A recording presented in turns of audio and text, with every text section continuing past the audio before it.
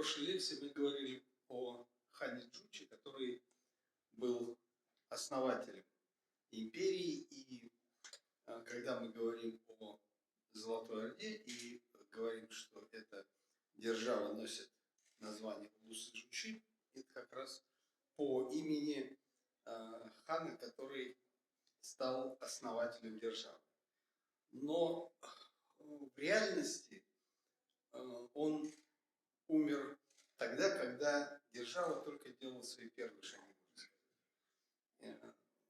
Ну, если взять по аналогии с русской историей, то это как Рюрик, который завоевал и заключил договор с Северной Русью, а уже его потомки, в первую очередь князь Олег, он как раз и захватили Киев и создали русское государство.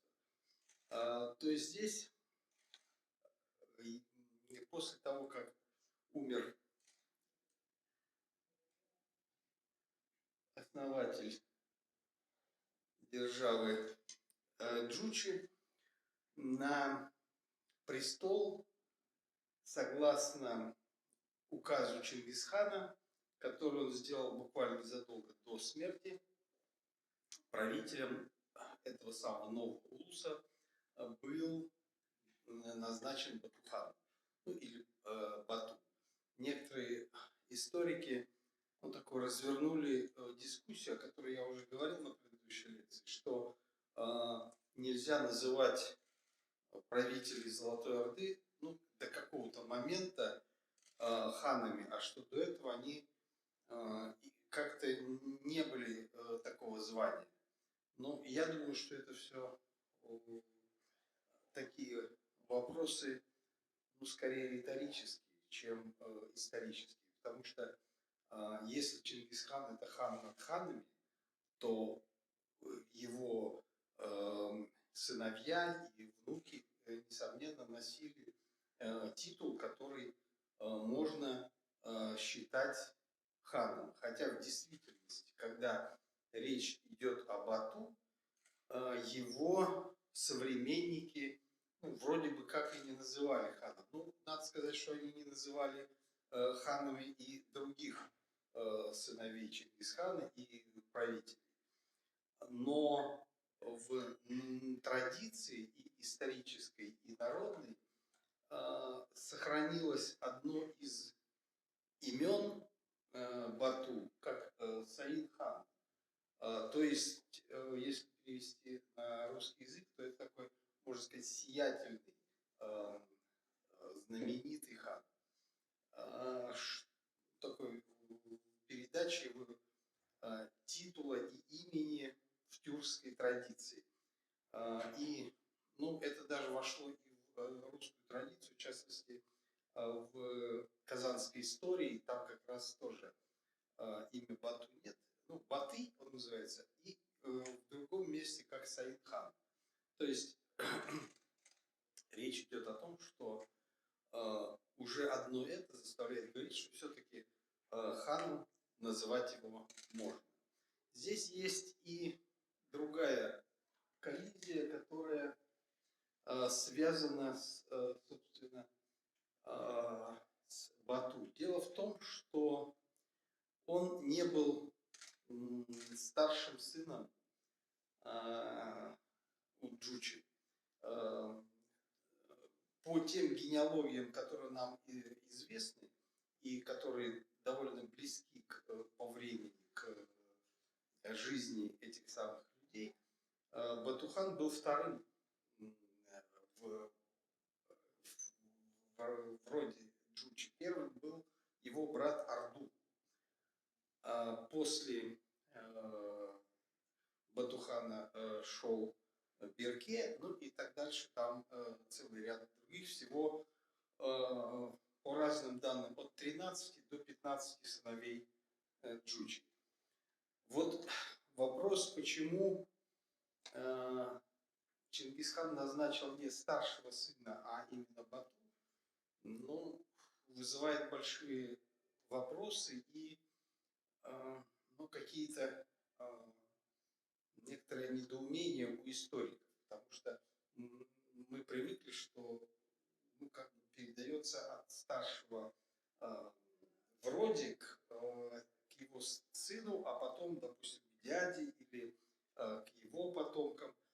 здесь как-то этот принцип майората, он прямо обойден. Но не исключено, что предполагалось, что Орду будет править в коренном Улусе на востоке страны, а вот Бату будет править остальной частью, которая будет на западе. И что основную часть своего государства он должен будет завоевать. Ну, непонятно. То есть нам мотивы, по которым Чингисхан назначил именно Бату, не совсем ясны. Но тем не менее, он был назначен еще, видимо, довольно молодом возрасте. И именно поэтому, видимо, тоже по повелению Чингисхана ему в наставники и в главные советники был представлен Субудай-Богатур, ну, один из величайших полководцев того времени.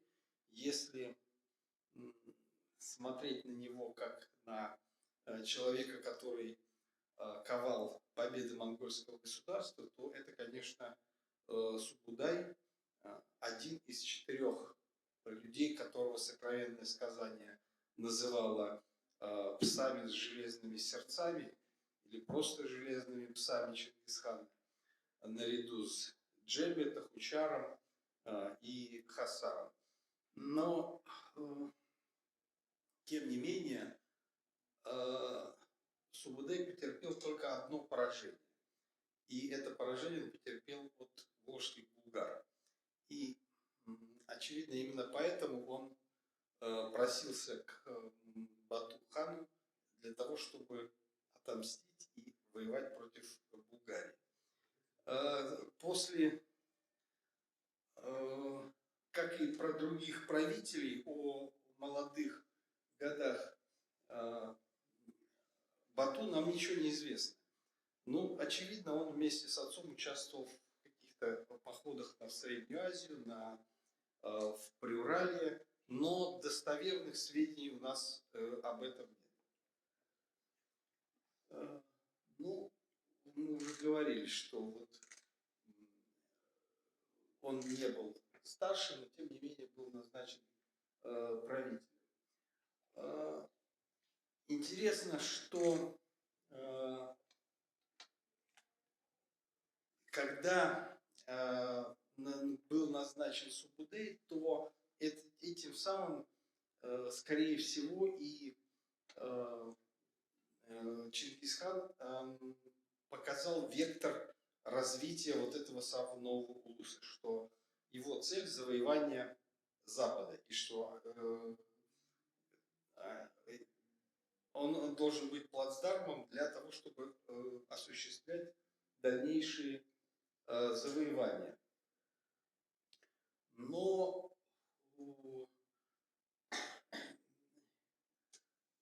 здесь после смерти Чингисхана джучиды, скорее всего, поддержали, там тоже особая коллизия. Чингисхан хотел назначить своего младшего сына, но в борьбе между вот этими самыми претендентами побеждает Угадей, такой второй после Джучи по знатности. Ну, что и справедливо. И очевидно, как раз в Чингизиды рассудили на Курултае, что именно старший в роде должен быть и правителем. Тем более, что, скорее всего, он сумел заручиться поддержкой, в том числе и всех джучидов, обещая, в свою очередь, поддержку в новых завоеваниях. И эти завоевания стали разворачиваться. И буквально через 2 года после возведения на престол Бату и смерти Чингисхана начались войны в Заволжье и на Южном Урале. Источники сведений об этом очень скупые, но тем не менее они довольно выразительные. Они показывают нам, что Батухан встретился с объединенной армией волжских булгар, емеков, это такое кипчакское государство в Заволжье, с центром, очевидно, в Нижнем Поволжье, и областью Саксин, которая была тоже подчинена булгарам. Такая огромная территория, торговая фактория. Ну, сейчас археологических памятников известно около 40, и центр даже известен. Это такое так называемое Самоздельское городище, а исторически носил название город Саксин. Так вот, в русских летописях есть указание о том, что в 1229 году булгары и саксины были разбиты на реке Яик монголами. Но, очевидно, эта победа была далеко не полной, и в 1232 году новый поход уже завершился где-то на подступах к Беляру, великому городу. То есть русские летописи опять пишут, что татары зимовали, так и не дойдя до великого города. То есть мы видим, что походы продолжались, борьба была довольно жестокой, но надо подчеркнуть, что Батухан так и не добился успеха. Оказалось, что сил одного его улуса для организации западного похода было мало. Последовал целый ряд курултаев, на котором монгольская знать решала вопрос о западном походе. И потребовалось, ну, очевидно, все дипломатическое и мастерство, и давление на Угодея с тем, чтобы, наконец, в 1235 году он объявил общемонгольский поход, приказав, чтобы все джучиды и чингизиды выступили в этот поход, и каждый предоставил, по крайней мере, половину из каждого десятка своих воинов. То есть это был ну, большой, грандиозный поход. Ну, много это войск или мало, ведутся большие споры. И цифры, конечно, потрясает воображение. У Карамзина указано, что в походе участвовало до полумиллиона воинов. Потом постепенно историки стали понимать, что это, конечно, цифры слишком большие и просто нереальные. Представить себе, что зимой по заснеженным полям в Подмосковье движется полумиллионная конная армия, ну, она просто бы не прокормилась. Даже меньшая по численности и более хорошо организованная французская армия в этих же условиях просто развалилась и исчезла. Поэтому историки стали считать, ну, как-то более проще, например, что раз участвовало 12 чингизидов, а каждый командовал 10 тысячами воинов, ну, то механически получается 120 тысяч. Ну, это уже более реальная цифра, казалось бы. Но если представить, что у каждого воина еще был 3 запасных коня, получается, что то же самое вообще 500 000 лошадей прокормить и даже просто зимой разместить, ну, не представляется возможным. Мне кажется, что вообще, если предоставили половину от реестрового состава войска, то это, очевидно, не больше 40-50 тысяч воинов. Но в реальности, я думаю, что их было меньше. Но за счет чего монголы смогли сокрушить сначала Волжскую Булгарию, а потом и русские княжества. В первую очередь они умело маневрировали конными корпусами, каждый раз распуская их сначала в набеги, а когда они встречали врага, опять собирались и обеспечивали численное превосходство на каждом отдельном участке сражения.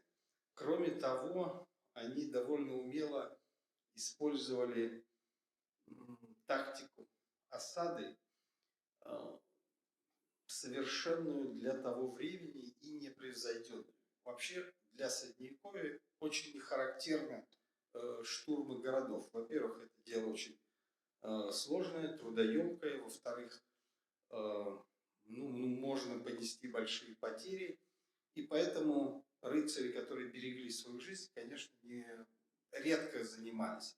Даже в более позднее время, во времена Столетней войны, осада какой-нибудь крепости, ну, там был случай, когда крепость одну осаждали, если я ошибаюсь, в течение полугода. И то, в общем, с большим трудом смогли взять только одну крепость на Алваре. Ну, понятно, что здесь крепости были не такие каменные, не такие огромные, но, тем не менее, и Беляр был хорошо укреплен, и русские города тоже не уступали им. Но, тем не менее, монголы могли их брать. Потом никто не ожидал, что монголы начнут поход на своих противников зимой. Обычно считалось, что зимой все войны прекращаются, все расходятся на зимние квартиры, а вот летом уже собираются армии и воюют друг с другом. А монголы в этом смысле поступили очень нетипично. И на Волжскую Булгарию они напали, видимо, с разных сторон, разными колоннами, и двинулись сразу на столицу, на Беляр. Осаждали, источники молчат об этом, но ясно, что ее Беляр осаждали и взяли прямым штурмом. И город был полностью уничтожен. И жизнь на нем не возобновлялась. После этого они такой загоном прошли, разрушая все другие города, но те, кто сдавался, очевидно, допустим, город Болгар, скорее всего, не был разрушен. Там нет следов разрушения. Но все другие довольно сильно пострадали. А города, вот мы говорили, что Субадай потерпел поражение в Пасурии. Вот все города в Пасурии, булгарские, были полностью уничтожены, и полностью население было вырезано. И после этого на этой территории вплоть до XVI века никакого населения не было.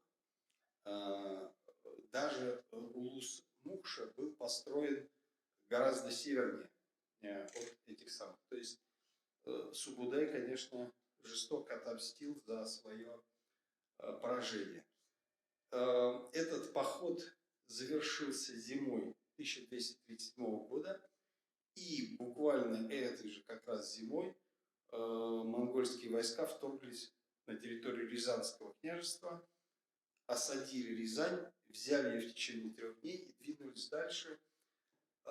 И тут русские князья поняли, что нужно организовывать сопротивление, и Владимирские войска и остатки рязанских княжеских дружин собрались под Коломной. И вот первый и последний раз русские войска вступили в полевое сражение с монголами именно под Коломной.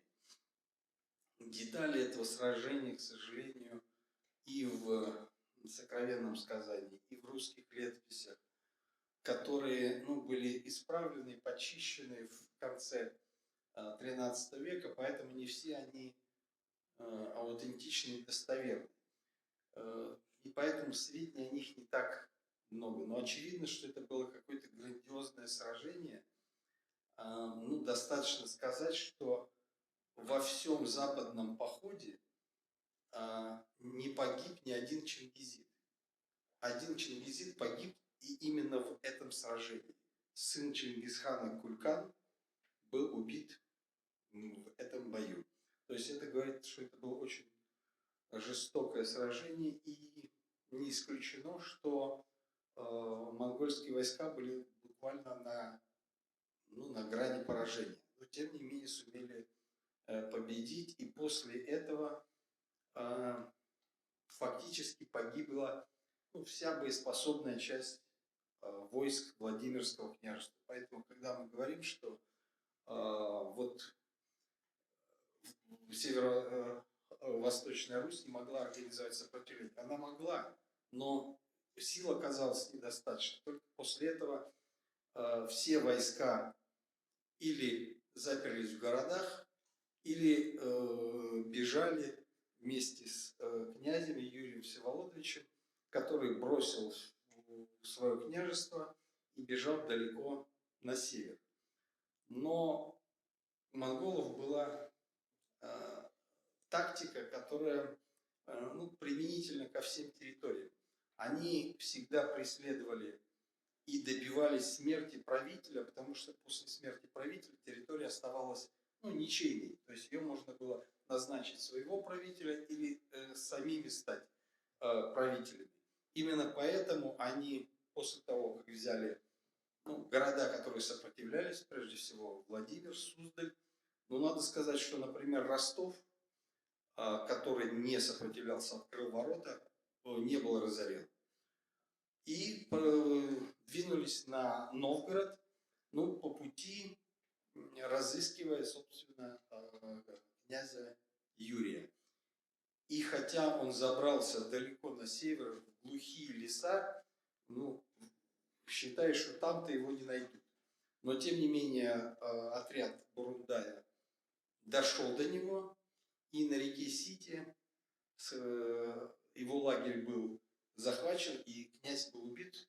Ему отрубили голову и выставили потом в соборе во Владимире, показывая, что на этой территории больше нет князя, что это территория вымороченная. И любой, кто захочет править, должен будет принести клятву монгольским правителям. После этого войска двинулись на Новгород, но после взятия Торжка повернули обратно. Есть много версий, почему они это сделали, то ли распутица, то ли сопротивление такое сильное. Но мне кажется, что просто Новгород выразил готовность подчиниться, и это, собственно,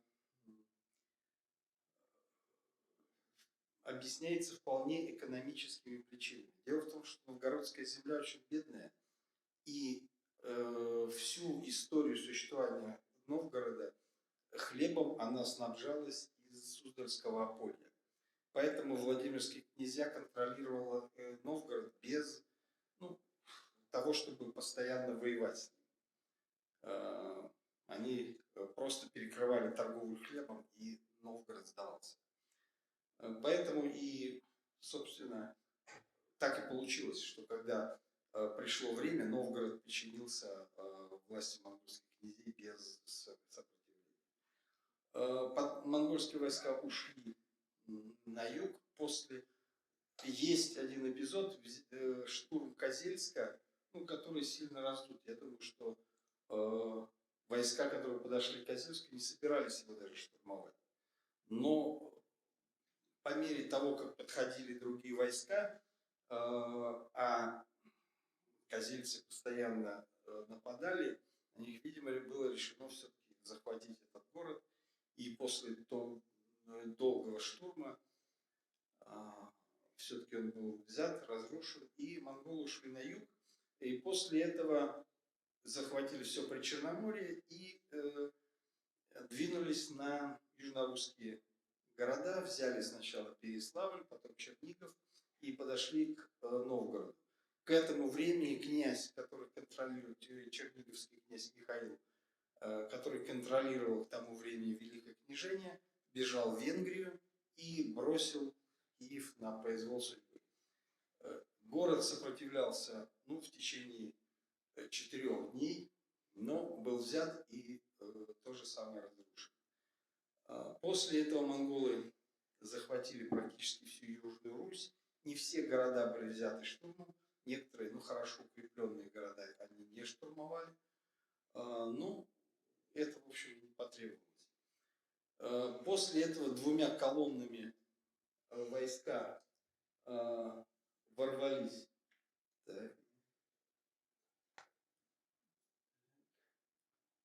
в Европу. Вот мы здесь видим на карте, что монгольские войска действовали 3 корпусами. Фактически все перевалы через Карпаты были задействованы, и через все эти самые перевалы двигались войска, которые 3 колоннами вышли сначала на Чехию и Силезию, другой крупный контингент двинулся на Венгрию, и третий шел на юге по Болгарии. Ну вот если посмотреть на карту, такое впечатление, что главный вот этот центральный поход, а 2 других, они как бы прикрывали фланги. Причем, скорее всего, между различными корпусами и вот этими колоннами была постоянная связь. По крайней мере, удивительный факт. Битва при Лигнице, в которой монгольские войска разгромили объединенную армию чехов, поляков и немцев, саксонцев, случилась буквально за 3 дня решающей битвы на реке Шайо, где был разбит король Бела IV венгерский. Ну, совпадение, как говорится, не думаю. Тем не менее, войска двинулись дальше, была захвачена вся Венгрия, и монголы после этого стали штурмовать крепости в Далмации. Некоторые говорят, что вот они просто случайно зачем-то пошли в эти самые крепости. Но они искали венгерского короля. Им хотелось, и в общем, правильно, если был бы убит венгерский король, то вся территория Венгрии была бы частью их владений, и они бы там установили свою власть. А то, что они не смогли найти венгерского короля, привело к тому, что им и не удалось закрепиться на территории Венгрии, несмотря на то, что там довольно благоприятные, то есть степные условия. После возвращения из западного похода, собственно, возврат из этого похода был вызван целым рядом внешнеполитических обстоятельств и внутриполитических. В первую очередь, еще после взятия Киева в 1240 году произошел раскол среди чингизидов. Сын великого хана Угадея, который участвовал в походе, был недоволен тем, что его отодвинули от управления, и он не командовал никаким значимым подразделением. То есть и славы никакой ему не доставалось. Хотя он считал себя не просто сыном великого хана, но и будущим наследником. И вот психологические вот эти все коллизии, как я уже говорил, довольно хорошо описаны в романе Яна «К последнему морю». Вообще в этом смысле я говорю, что Ян очень хорошо владел историческим материалом, но переосмысливал его в таких романистических, драматических формах, придавая истории такой драматизм, который не хватает, собственно, историческим трудам. И во многом думаю, что его догадки в вполне оправдан. И произошел конфликт. Гуюк отказался со своими войсками подчиняться Бату, но он надеялся, что его отец Бату отстранит от власти, а оказалось наоборот. В общем, Угадей отругал его и велел ему возвращаться. Но, с другой стороны, он велел ему возвращаться, потому что к тому времени был уже довольно больным человеком. И в самый разгар похода в 1242 году, когда войска все находились в Венгрии и уже соединились все вместе для того, чтобы двигаться на Австрию, оказалось, они получили известие, что умирает великий хан Угадей. И их призывают всех на Великий Курултай, где будет избран новый великий хан. Здесь тоже есть такая целая историографическая традиция, что вот героическая борьба народов остановила нашествие монголов там, и так далее, и так далее. Это, конечно, правда, но только часть этой самой правды. Конечно, самое реальное обстоятельство, что нужно было получить новое благословение, новый ярлык на дальнейшие завоевания. И, собственно, возвращаясь в степи и налаживая жизнь в завоеванных территориях, предполагалось, что через год или два этот западный поход будет возобновлен. Но история распорядилась по-другому. Избрание после смерти Угадея, избрание Гуюка застопорилось, потому что часть чингизидов была резко против. Получилась там внутренняя борьба с внезапными смертями разных претендентов. Но тем не менее, все-таки Гуюк был избран. И, конечно, он, памятуя о конфликте с Бату, конечно, отказался проводить и участвовать хоть какие-то походы против Запада и давать какие-то войска Бату. Соответственно, Бату ничего не оставалось, как, вернувшись в степь, начать налаживать жизнь, то есть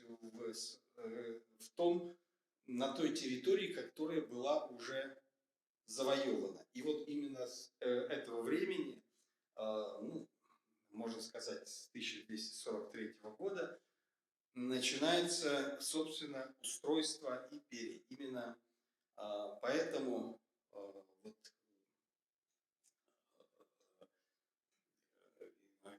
в 93 году как раз отмечалось 750-летие образования Золотой Орды. Мы уже говорили, что как раз это не совсем правильно, потому что Золотая Орда возникла задолго до этого.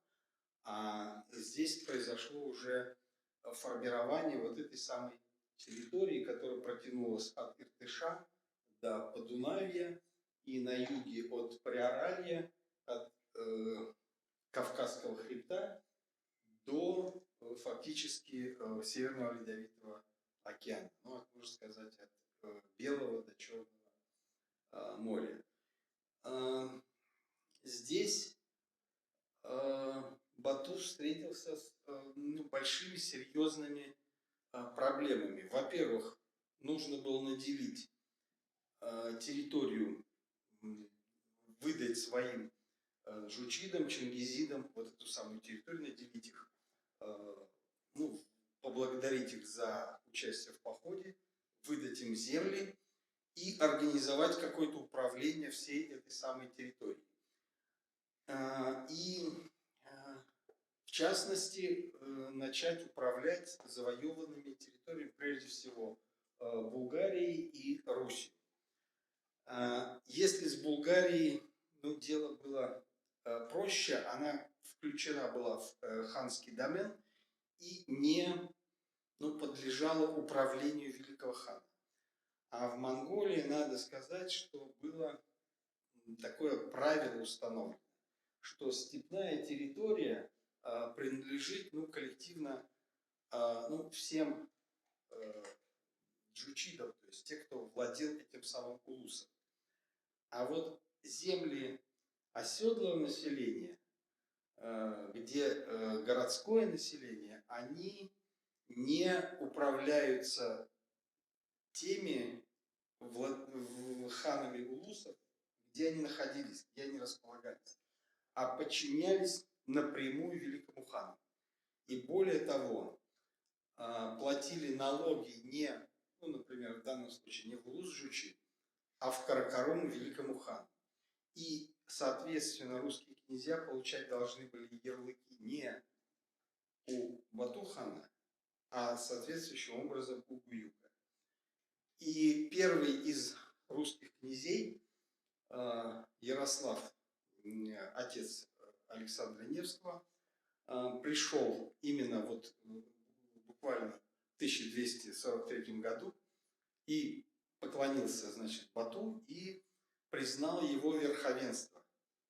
И был назначен великим киевским и владимирским князем. Но утвердить его в этом самом достоинстве своим ярлыком мог только великий хан. И Ярослав вынужден был отправиться туда. И здесь злую шутку, в общем, с ним сыграло то, что он поддерживал как раз Бату, а Гуюк очень плохо на это смотрел. И по разным источникам, независимым друг от друга, говорится, что он был там отравлен. И по возвращении, буквально чуть не доезжая до Владимира, он умер. И тогда власть была передана двум его сыновьям. Александр, будущий Александр Невский, получил Великое княжество Киевское, а его брат Андрей Ярославич, соответственно, Великое Владимирское княжество. Но Александр приехал в Киев, посмотрел, сказал, что он не хочет здесь находиться, слишком Южная Русь разорена, и уехал в Новгород. И после этого там, особенно после сражений с Тевтонским орденом, он получил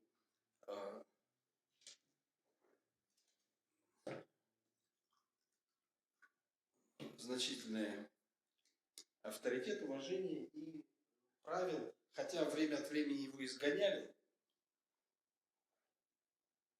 но тем не менее продолжал править там.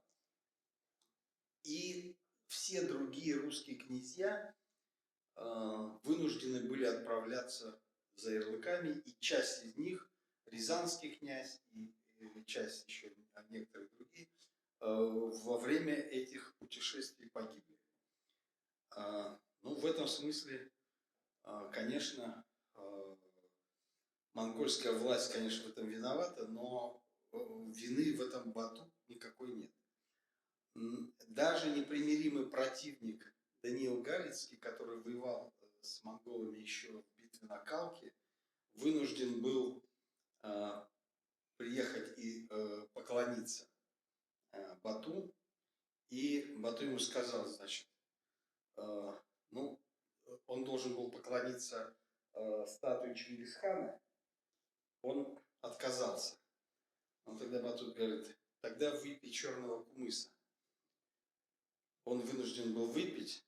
Бату сказал, теперь ты наш татарин. И в Владимир-Суздальской Галицкой летописи там рефреном идет слова «злее зла, честь татарская». Но, тем не менее, Даниил Галицкий, которого даже называли царем, и которого обещал Папа Римский короновать королем, и то вынужден был подчиниться власти Бату. Вся территория Улус-Джучи именно при Батухане была разделена на два крыла.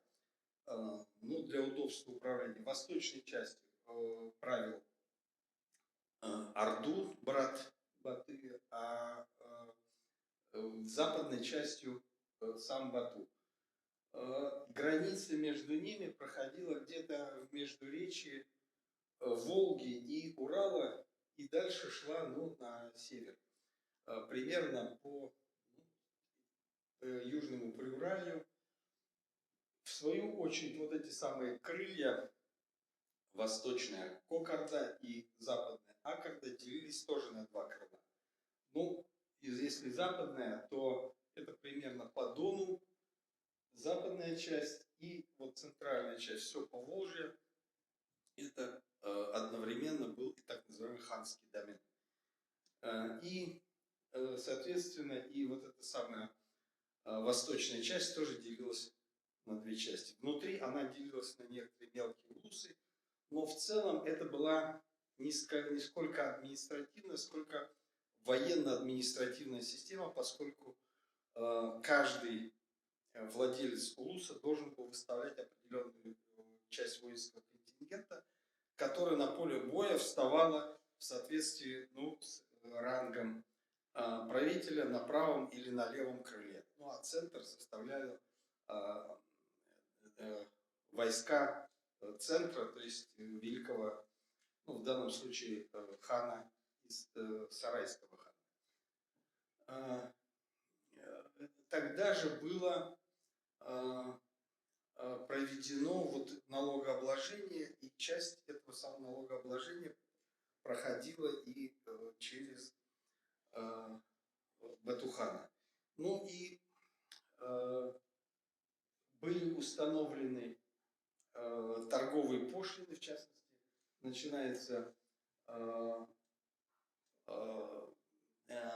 устанавливаются торговые отношения со странами Средиземноморья, в первую очередь с генуэзцами и венецианцами, которые начинают активно торговать, поскольку образовалась единая держава, Монгольская империя, это мы говорим только часть, а огромная Монгольская империя, и внутри перестали действовать какие-то таможенные перегородки.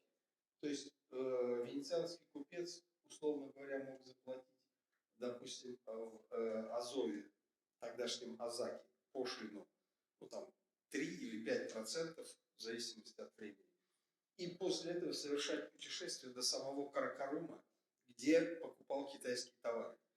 И обратно возвращался, опять же, не платил, только вывозную пошлину.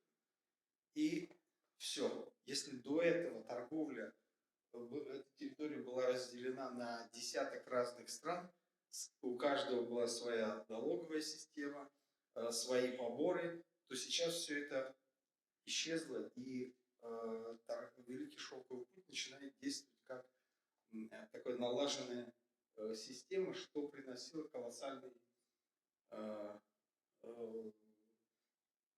колоссальные прибыли.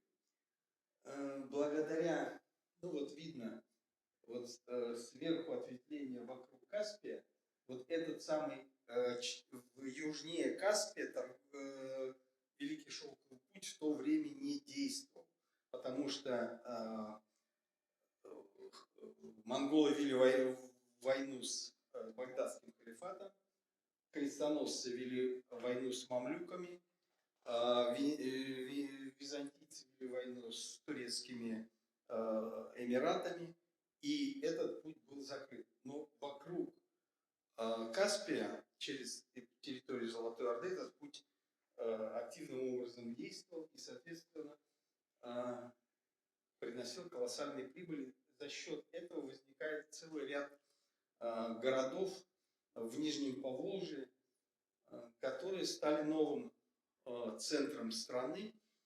Если первой столицей Бату в Поволжье был город Болгар, и именно там чеканились первые монеты, то позже, был уже возникают новые города. На месте современного Саратова это Кек, и дальше селитренное городище это Сарай-Махруза, или просто Сарай. Когда мы говорим мы уже сказали, что вот после того, как Гуюка избрали, внутри чингизидов происходили постоянные распри, и особенно они усилились, вот опять же, после того, как умирает сначала Угадей, потом его брат Чагатай, и получается, что Бату становится старейшим ханом среди всех чингизидов. Но это ему никак не помогало, потому что власть была в руках у Гуюка, и хотя пытался его сместить, Бату фактически ему никак не удавалось. Но тут ему тоже случай помог. Не исключено, что здесь какие-то были и внутренние распри, но вдруг в один прекрасный момент Гуюк умирает, что, может быть, эта смерть была и не случайной, но источники молчат. Начинается новый Курултай, где пытаются выбрать потомков Гуюка на престол. Но здесь уже другие чингизиды резко выступили против. И весомым аргументом, как в свое время говорил крестный отец, что добрым словом и пистолетом можно добиться гораздо большего, чем просто добрым словом. Так вот, Бату в качестве такого весомого аргумента, доброго слова, прислал 30-тысячное войско во главе со своим сыном Сартаком и братом Берке, которые заставили других чингизидов выбрать сына Тулуя, Мунке, который был и возведен на престол великого хана. Надо сказать, что Мунке был дружен с Бату, и именно как раз Мунке командовал теми войсками, которые штурмовали город Киев. И ему это удалось, и это записано во всех биографиях его, которые сохранились в династийной истории Яньши, что он не просто великий хан, но еще и такой великий полководец. И воевал против кипчаков, против бачманов в Нижнем Поволжье. То есть был такой боевитый, лично участвовал в этих самых войнах. И он довольно смелый, очевидно, человек. И он стал, благодаря поддержке джучидов, великим ханом. Но он сказал Бату, что не согласен сразу начинать великий поход на запад, поскольку у него была большая проблема, ему нужно было завоевать Китай. И он, наоборот, попросил войска у Бату для того, чтобы завоевать Южный Китай. Бату послал довольно большой контингент, во главе его стал сын Субудая Ориан-Хутай, который с этого момента стал одним из величайших полководцев тоже и один из завоевателей Южного Китая. Интересно, что в составе этих войск был какой-то и контингент, в том числе и русский. И более того, в ставке в Каракаруме была община, и часть ханской гвардии состояла из русских православных людей. И их биографии сохранились в том числе и в династийной хронике Юаньши. То есть в этом смысле, конечно, иго игом, но люди, которые, хотели делать военную карьеру, вполне могли сделать ее при дворе великого хана. И они участвовали в войнах в Южном Китае. Вот действительно страница, достойная пера какого-нибудь романиста. Но это было время, когда был возведен на престол Мунке, а Улус Джучи правил Бату периодом, то есть 50-е, 70-е годы, это был период наибольшего расцвета, и более того, это был период наибольшего единства Монгольской империи во всех ее границах от Желтого до Черного моря. Ну, это как раз и развитие Великого Шелкового пути в это время как раз вполне оправдано. Ну и надо сказать, что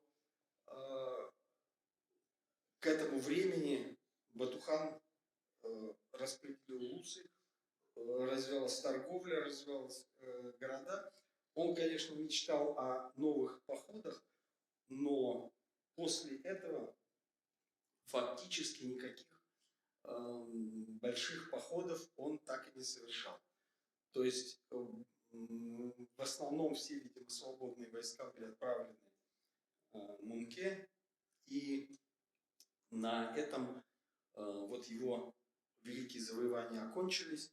Но, тем не менее, он, можно сказать, вошел в историю именно как не только завоеватель основной территории Улуса Джучи, но и человек, который обустроил ее, установил административное деление, которое фактически без изменений существовало вплоть до XVI века. Ну и в целом можно сказать, что как бы нам ни относиться к хану Бату, но именно он является фактическим основателем державы и фактически создателем того государства Золотая Орда, которого мы знаем по источникам. Ну и надо сказать, что, конечно, любое правление, любая империя – это зло, но не стоит преувеличивать. Например, на территории Руси прекратились постоянные междоусобные войны, что, можно сказать, тоже как за определенное благо. И с этого момента Русь включается в международную торговлю, которой она была до этого лишена. Ну, хотя, конечно, любая империя строится железом и кровью, но при этом есть свои издержки, но при этом есть свои какие-то выгоды. Но в дальнейшем, как развивались события, мы поговорим, очевидно, на следующей лекции. Благодарю за внимание.